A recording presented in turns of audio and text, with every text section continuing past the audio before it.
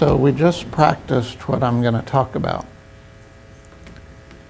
So if you're in a place where you're feeling connected to Source, you don't even need to listen to my talk because you just figured out or practiced what I'm going to talk about.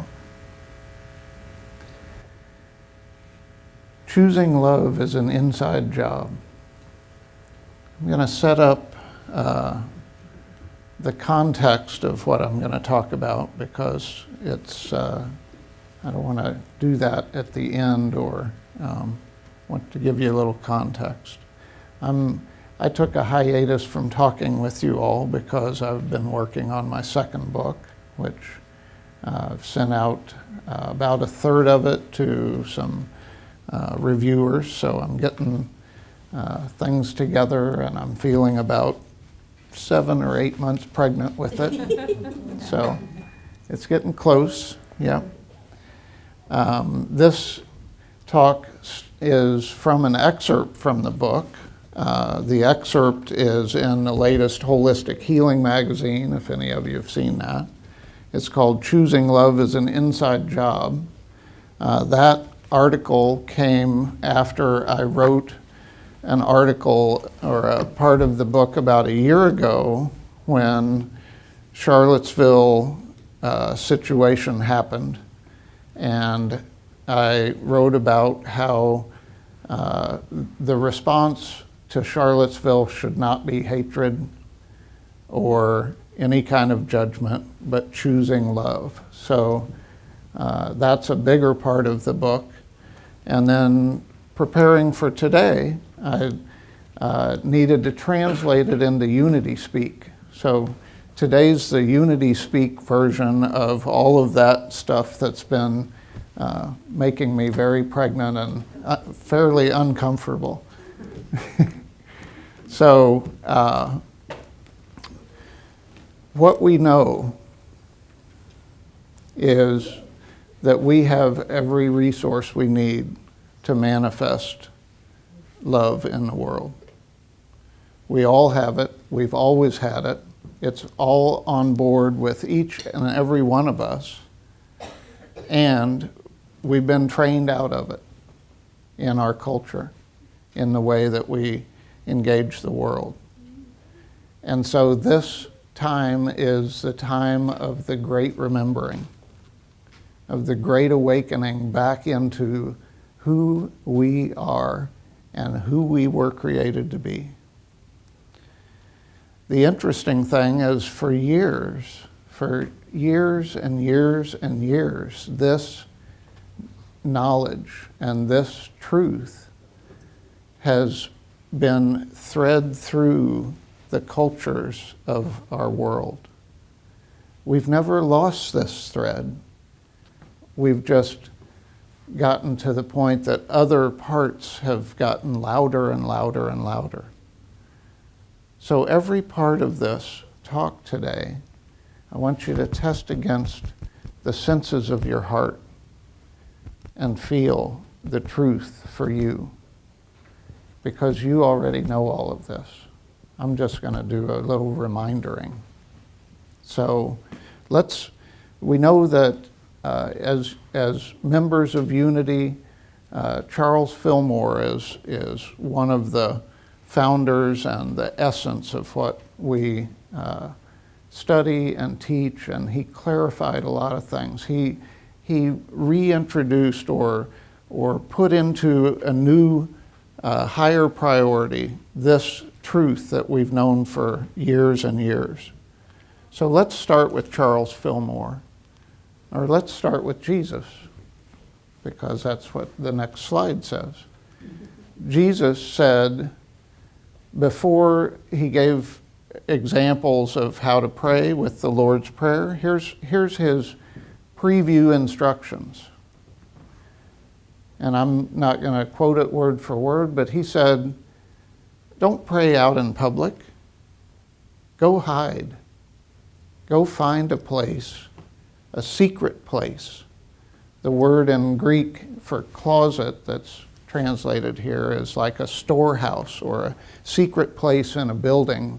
It's like in the middle of the building where everybody can, where you can go and be away from every external factor outside of the building. So he said, go find a secret place, a hiding place, and pray. That's what he said before he told us what to say, which is a whole different talk. But what we know about the word prayer that's used in the New Testament, it's pros okumai. It's actually a combination of two words. The first prefix, pros, P-R-O-S, is how it's transliterated, means to draw close. We use this prefix a lot in the English language. Prosthetic. What's a prosthetic? It's apparatus that appears to be like a human body part. It draws close to what it looks like. Prosecutor. That's to chase after somebody who has done something wrong, right? To draw close to a person, to the truth of what they did. Prospectus. If you do any investing, you would get a prospectus. A prospectus is a statement of approximation of what's going to happen with your money, right? So all of those have that same beginning, to draw close. So when Jesus talked about prayer, the first part of it was to draw close.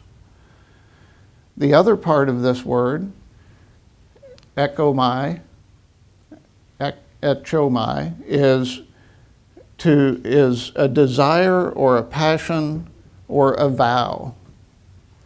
Now, what we learned growing up, at least I did, in Christian churches, was that I was supposed to tell God what I wanted, right? That's what prayer is making a supplication of, here's my needs, here's what I want, why are you waiting so long?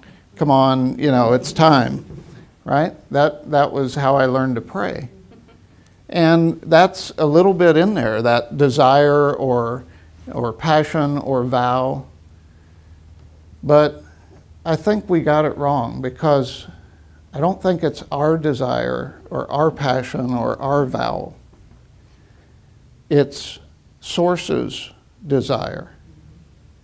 It's Source's passion.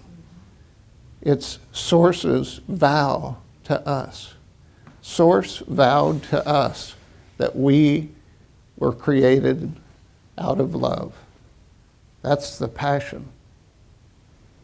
So praying means to draw close to the source of our being.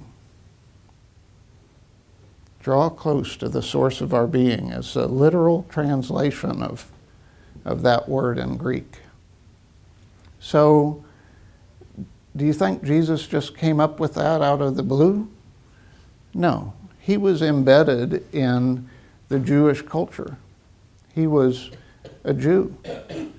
So, here's what Charles Fillmore said. I'll let you take a moment and read it. I'm not going to read it, but he says the same thing. He says, go to the temple of your heart and get quiet. Find that quiet place where you can connect with your source. Within to the Spirit of truth who is in each one of us. So Jesus didn't do this, didn't create this out of whole cloth. Jesus was Jewish. And the central component of the Jewish tradition is the temple. The temple where they worship, the temple where they kept the sepulcher and all of the accoutrements of their religion. This is a framework of how the Jewish temple was created. And if I could lay down with my head this way and my feet out this way, then it replicates each one of us. It replicates who we are. The entrance is over there on your right, where the arrow is. That's our head. That's processing outside information. We come into an area, the altar of burnt offerings. That's our processing of information as well. And the middle area is the holy place. That's moving from our head down to our heart. And then in the holiest of holies, behind a curtain, is the place where we meet God, in our heart space. So the Jewish tradition replicates our process as we come into communion with our Creator. So the Hebrew word for this space, this holy space, is Kodesh HaKodeshimai, Kodeshimin. And it means, it's translated holiest of holies. It's like the ultimate space. It's the same closet that Jesus was talking about. Finding that space within ourselves where we can shut everything else out so that we can be in the presence of God. That's not the only Hebrew term that's used for this holy space. The other term is devil. I hope I've pronounced that correctly. And devil is that inner sanctuary, the sanctum sanctorum. We've heard that phrase, some of us have. That's that same inner place. But this word, that's used probably more frequently than the other word, is derived from the root word that means to speak. So in this scripture that I've listed up there, that 1 Kings reference, there's a series of steps that is given about what the priest does when they go into the holiest of holy places and what his pattern of behavior is. And the fascinating thing about it is there's nothing in there about the priest saying anything. It's all action. So if this word comes from the derivative of the word to speak, then we have to ask, who's speaking? Who is it that speaks? It ain't us. It ain't us. So this is a space where God speaks,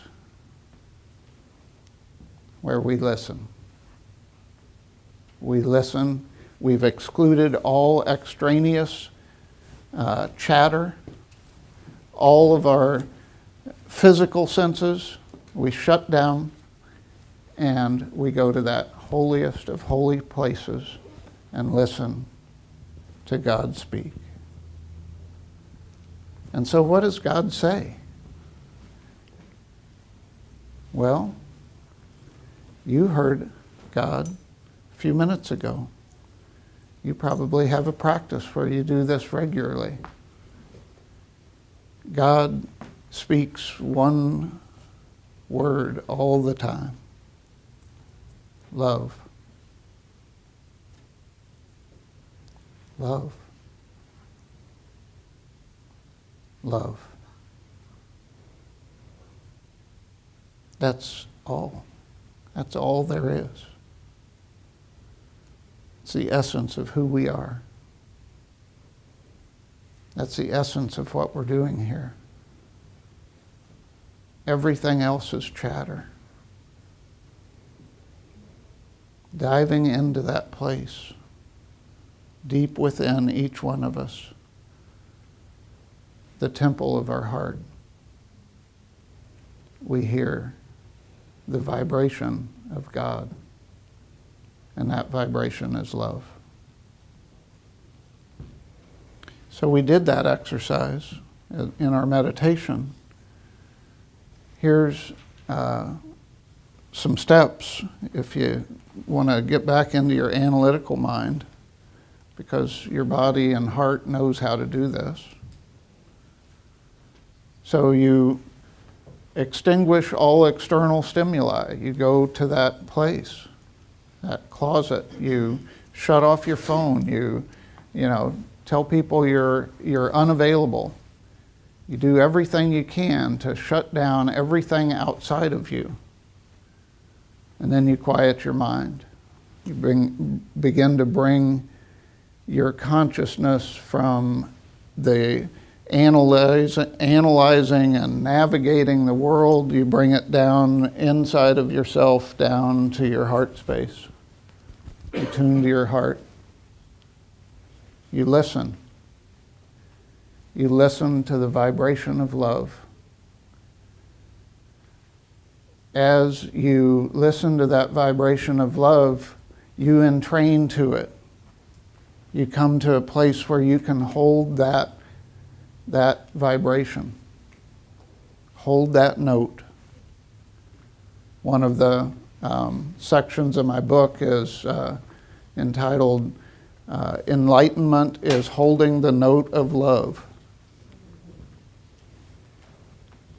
So you hold that note, and then you come out of that space. You come out of the holiest of holies, and you open yourself back up to external stimuli, and you hold the note of love as long as you can. And when the note of love starts fading, or you start getting wobbly about holding that note, then your job is to go back to the holiest of holy places, to reconnect, to reinforce that note, and then come back out and hold it longer. Hold it again. Hold it in areas where, first you hold it in areas that are not emotionally activating for you, where it's easy because you don't get your humanness involved. And then after you get good at holding the note out in the world in those areas, then you start working on the areas where you get activated. It might be a family member. It might be a boss. It might be someone in the neighborhood. You begin to learn to hold the note of love in every circumstance. And that is choosing love as an inside job. It's our job. We've got to do it ourselves. No one can do it for us. We repeat until we and Source are one, and it just is always that way. So I threw up some of my resources that I've developed and used. I've got a Choose Love meditation, which is similar to this, the one I did before the talk.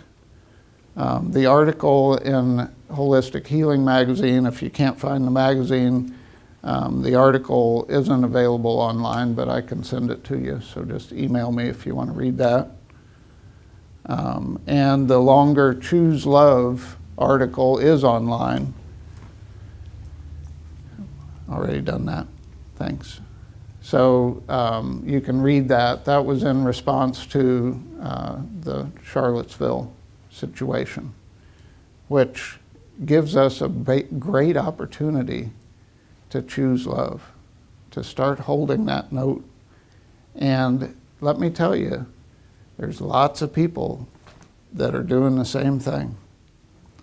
There are lots of people that are moving in this wave of consciousness that's going to transform our world within this generation. This is it. We're on the verge. It's exciting. So, do not supplicate or beg God to give you what you need, but get still and think about the inexhaustible resources of infinite mind, its presence in all its fullness, and its constant readiness to manifest itself when its laws are complied with. Charles Fillmore. Or, he said more succinctly, be still and turn within to the great source, which to me is a paraphrase from the psalmist who said, one of my favorite verses, be still and know that I am God. Thank you all.